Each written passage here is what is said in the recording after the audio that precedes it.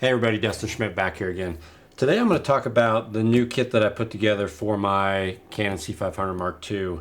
And what I mean by that is the case that I'm putting everything in to carry that camera system around.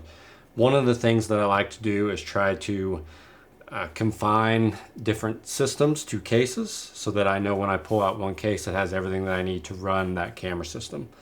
In this case I picked up a Canon 935. I like this size to carry kind of one camera body and the accessories and things that you need for it.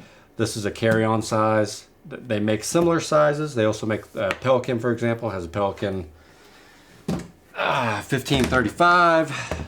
This is the Pelican Air. They also have the older ones. I forget the exact model number. That's a little bit heavier.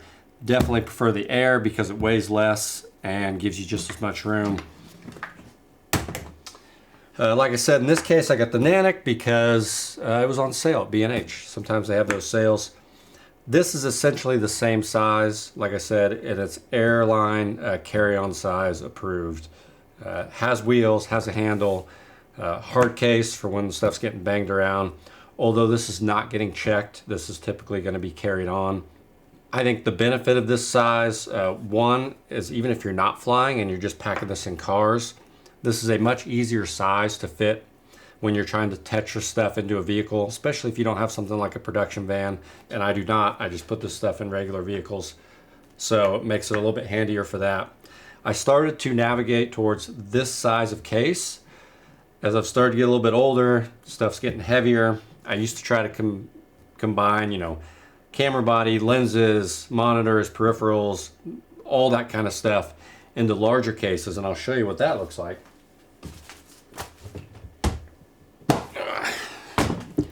This is an even larger Pelican case. Again, I'm not sure the model number on this one, but you can see how this compares to something like the smaller carry-on size. So obviously you can fit a lot more in this case, but this thing is a beast, and when it's fully loaded it is incredibly heavy. And even though it has wheels, it's still getting picked up and moved around a lot in and out of vehicles onto carts. And I kind of got tired of dealing with the weight, and so I started to break stuff down a little smaller. So back to the Nanic, again, Nanic 935. This is a nice case. It is waterproof, has TSA lockable areas here where you can lock stuff up. And let me show you what's in here with my C500.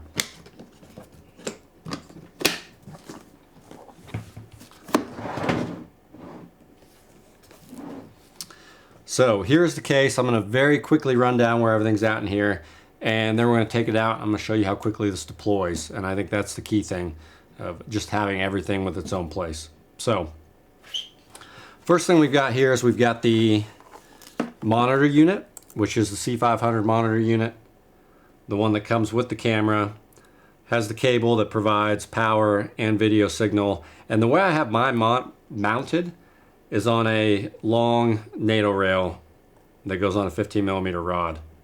And I think that is really the best way to mount your monitor. I have gotten rid of the Canon one that they had, which is nice and has a lot of variability, but it's just kind of a little too much, a little too clunky, and this works better for me in the way I like to work. It's on a small rig monitor mount here that has a NATO attachment, so it can slide up and down the rail, and very quickly goes on and off with just, you know, a quarter 20 screw. So that is ideal for the way I like to work. It is sitting on top of a Sennheiser MKH8060 with a dead cap, and inside of just an Ore shock mount here.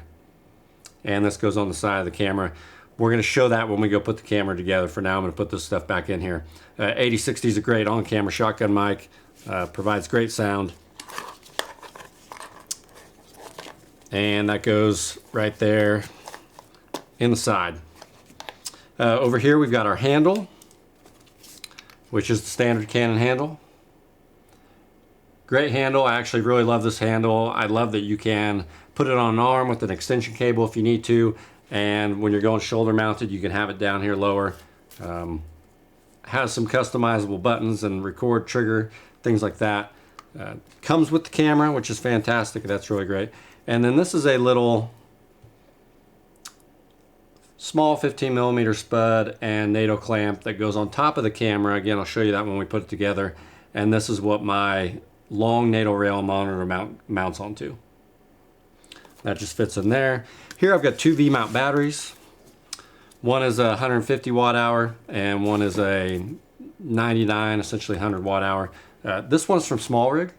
I actually really dig this V-mount, and part of the reason I do is because it is USB-C capable of being charged, and that really cuts down on what you need to bring when it comes to charging your batteries, and it charges fast. So I'm actually considering any new battery that I buy, I think is going to have to be chargeable via USB-C. I kind of think that's the future of things. I still have some big, V-mount chargers, 4-bay chargers when I need to charge a bunch of batteries at once. And when I have more room and more gear that I'm bringing, that definitely comes along, but does not go in a case like this. So those two batteries. Additional battery, Canon BP A60. This is essentially a 90 watt hour battery. So I've got three batteries in here, 90, 99, and 150. And that'll run this camera most of the day. If you're not running and you turn it off, you can get through almost a day probably with these three batteries. The other thing this does is allows for you to hot swap, because this goes in the camera, and I've got a little V-mount on the back of this that goes into the 4-pin XLR. What you can do is hot swap batteries. So I'll usually leave this in for just kind of all day. Whenever the V-mount's on, it pulls from the V-mount, and then when I need to hot swap, I can just pop on the other battery and it'll switch over to the BPA60. Here's what I'm talking about when it comes to chargers for our V-mounts. This is just the Apple charger, the one that comes with my laptop. If the laptop's coming anyway, I'm bringing this. I also have a couple of these, so kind of put this in here if I don't need the laptop. And then you just have a cable right here, USB-C cable to USB-C that has power delivery, allows me to charge that V-mount. While we're in this pouch here, I've also got a little card wallet, and this has my SD cards and CF Express Type B to media for the camera. So that will go back in there. Moving along here again, we've got the camera body. Here is the C500 Mark II body. And I like to leave it mostly kind of put together. I leave it on the base plate. So this is the bright tangerine base plate. Has the quick open ability to go on an airy standard dovetail. Also gives you 15mm rods here. I've just got some short ones in here right now. Always kind of leave the camera on that. And here on the back is that V-mount to XLR adapter that I told you about. That stays on there as well. And then I've just got a NATO rail here on top that a lot of that stuff attaches to. So that's it. At the moment, I've also got the Canon EF mount on here. Now I've got an EF and a PL mount for this camera. Typically, I would put that, whatever mount I need for that job is what's going to go on here before I go out. That way, not too keen on swapping mounts in the middle of the shoot, although it is relatively easy to do and can be done in a few minutes. It's just 4 screws on the front here. I like to figure that out beforehand. So as we move down this direction, I've also got some Sennheiser, no, sorry, not Sennheiser, Shure SE215 in-ear monitors. And the in-ear monitor thing is crucial compared to noise canceling headphones or regular headphones.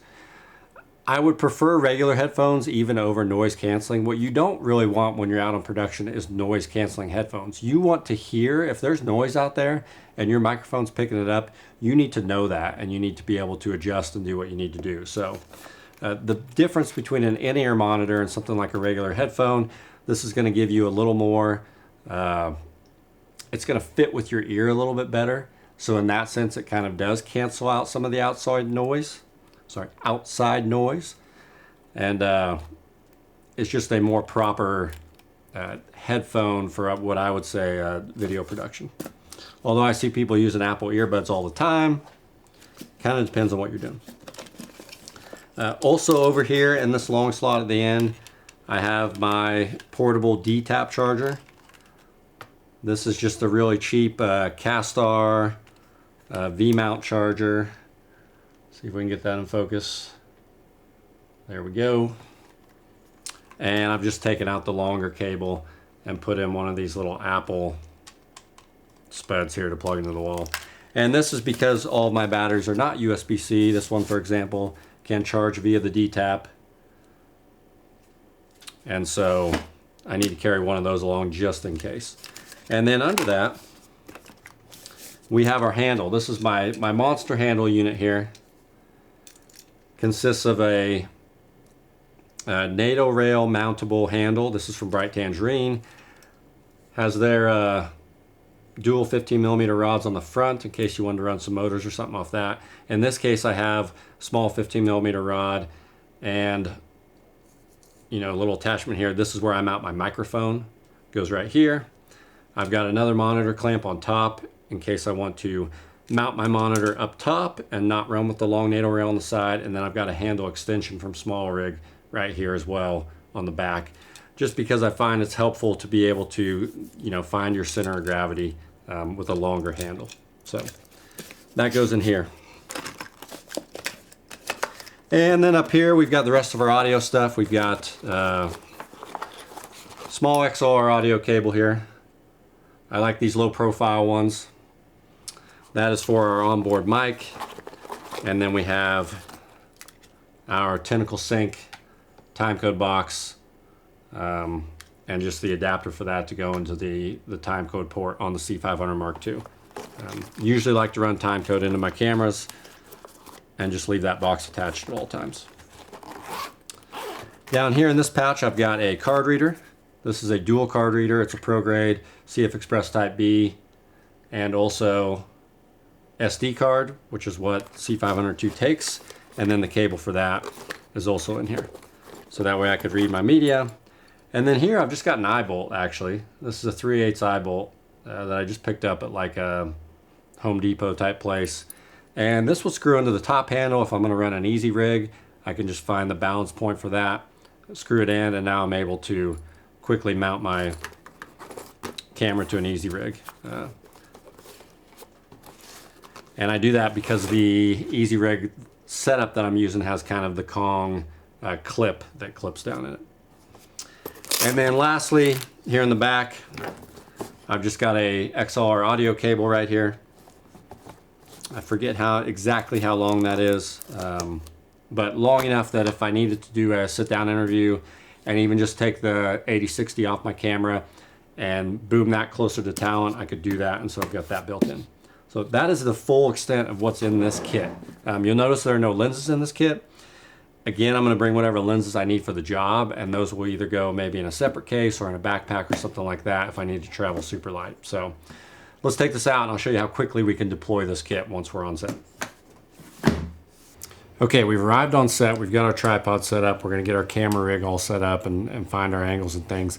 Let's see how long it takes to set up a rig like this when we kind of got everything laid out the way we need it, thoughtfully, hopefully, in a case. All right, timer, and let's go.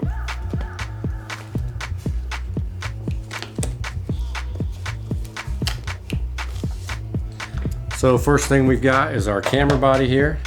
Like I said, it just has the Bright Tangerine open up base plate on it. So snaps right on. We're going to connect our battery.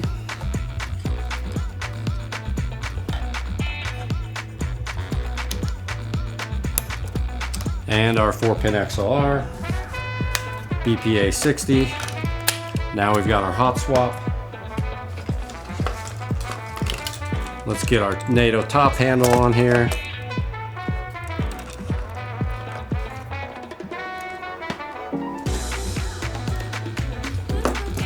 Our little spud here for our monitor.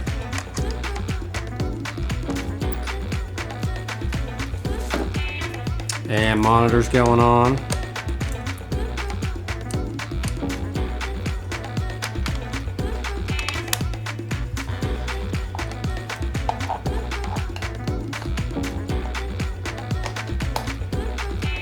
And monitor setup complete. We've got our audio.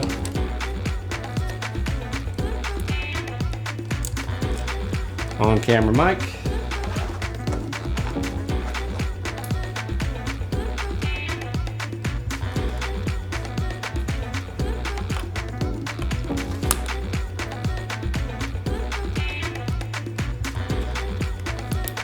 Always like to have some audio running, even if we're working with a sound guy, just to get some in-camera audio.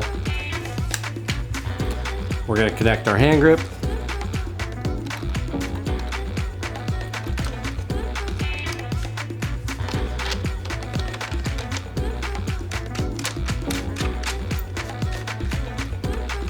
Hand grip's on. Time code. Got a nice little spot here with some Velcro for our tentacle sync. Into the time code port.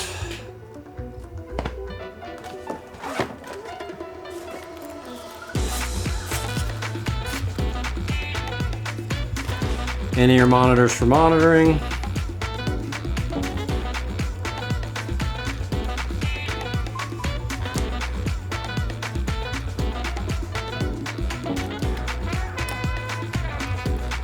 Hang our headphones right there.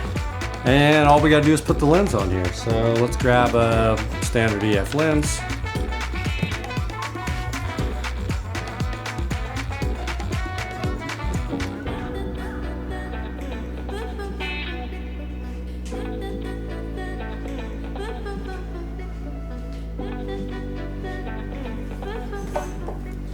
This would have been faster if this was sitting next to me.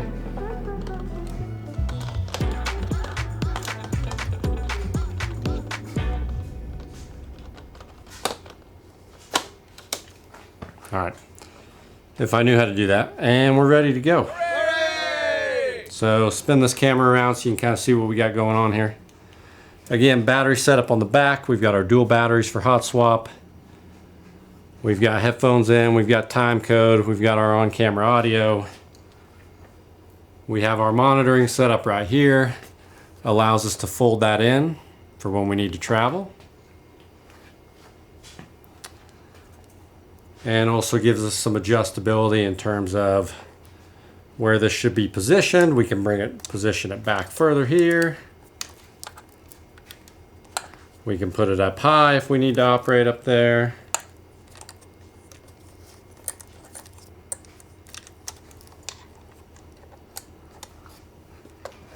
A little easy to do when you're not showing somebody. There we go. Now I've got the monitor here in the back so I can operate back here. If I need to go handheld, this can go back up front. Monitor spins over here. And now I'm working out in front of me like this. Yeah.